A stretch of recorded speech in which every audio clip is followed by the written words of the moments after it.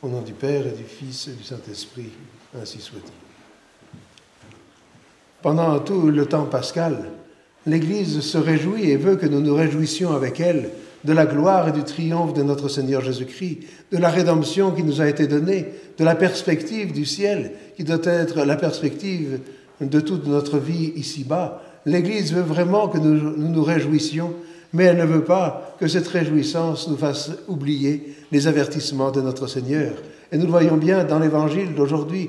Notre Seigneur dit à ses apôtres, « Il est bon que je m'en aille, parce que si je ne m'en vais pas, le Saint-Esprit ne vous sera pas envoyé. Et lorsque le Saint-Esprit viendra, eh bien, il accusera le monde de péché, et il l'accusera parce qu'ils n'ont pas voulu croire en moi. » Et c'est l'écho de ce que notre Seigneur a dit le jour des rameaux, en voyant la cité de Jérusalem, lui reprochant et s'attristant qu'elle n'ait pas su reconnaître le jour de sa visite. Et c'est quelque chose que nous devons toujours avoir dans notre esprit pendant notre vie ici-bas. Il ne faut pas que nous manquions la visite de la grâce de Dieu. Cette grâce de Dieu, elle n'est pas quelque chose qui nous est dû, elle est quelque chose d'infiniment gratuit. Et si nous la méprisons, nous ne sommes pas sûrs que le bon Dieu nous la donnera encore. Ce n'est pas comme un bâton de marche que l'on prend ou que l'on dépose à volonté. C'est un grand don du bon Dieu et il ne faut pas laisser passer l'heure de la grâce de Dieu.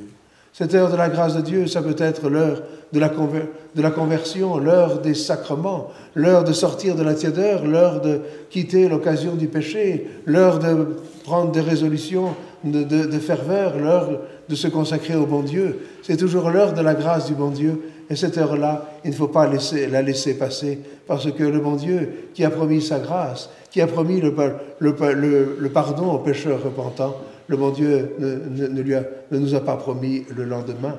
Et si aujourd'hui nous méprisons la grâce du bon Dieu, comment est-ce que nous pouvons nous promettre de ne pas la mépriser demain ou d'avoir encore simplement l'envie de l'entendre? Et il faut donc que nous soyons chaque jour attentifs à cette heure de la grâce du bon Dieu, aux inspirations que le bon Dieu nous donne, aux occasions que le bon Dieu nous donne, afin de n'en mépriser aucune, mais au contraire d'être toujours aux aguets pour savoir quelle est la volonté du bon Dieu, pour savoir quelle est la grâce de l'heure présente, afin de ne pas manquer à l'amour du bon Dieu. Et l'Église nous en avertit donc pendant ce temps pascal. Il faut nous réjouir, bien sûr qu'il faut nous réjouir, mais il ne faut pas que cette joie devienne une joie vaine, une joie mondaine, une joie scurrile.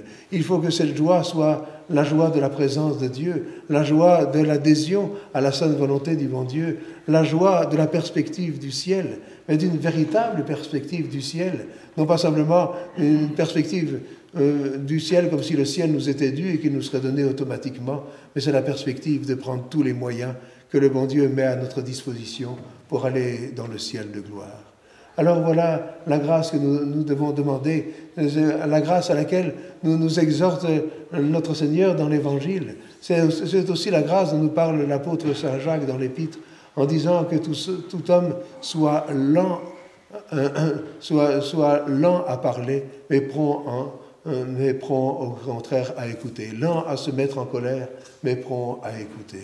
Parce que nous faisons l'inverse, nous sommes très rapides à parler de nous-mêmes, à agir, et nous sommes très lents pour écouter la sainte parole de Dieu, pour écouter l'inspiration divine, pour écouter ce que le bon Dieu dit à notre cœur, puisque le bon Dieu nous a créés, qui nous a donné les sacrements de baptême, qui nous a rachetés et qui nous a conservé la grâce de la foi. C'est qu'il veut nous emmener dans le ciel. Et il veut nous dire cela, et il nous le dit chaque jour, et nous ne l'entendons pas. Nous préférons vivre selon l'esprit du monde, selon nos envies, nos désirs, selon la chair et non pas selon l'esprit, et nous n'entendons pas cette parole de Dieu. Alors demandons la grâce de ne pas laisser passer l'heure de la parole de Dieu, l'heure de la grâce divine, mais de la recueillir précieusement, parce que cette heure qui passe ne repassera peut-être pas, et en tout cas, si nous la laissons passer, c'est un grand mépris pour l'amour que le bon Dieu nous porte.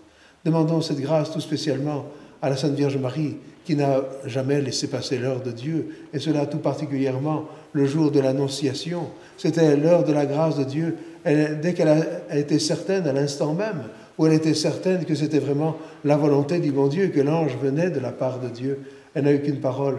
Voici la servante du Seigneur. Qu'il me soit fait selon votre parole, et la rédemption du monde a commencé.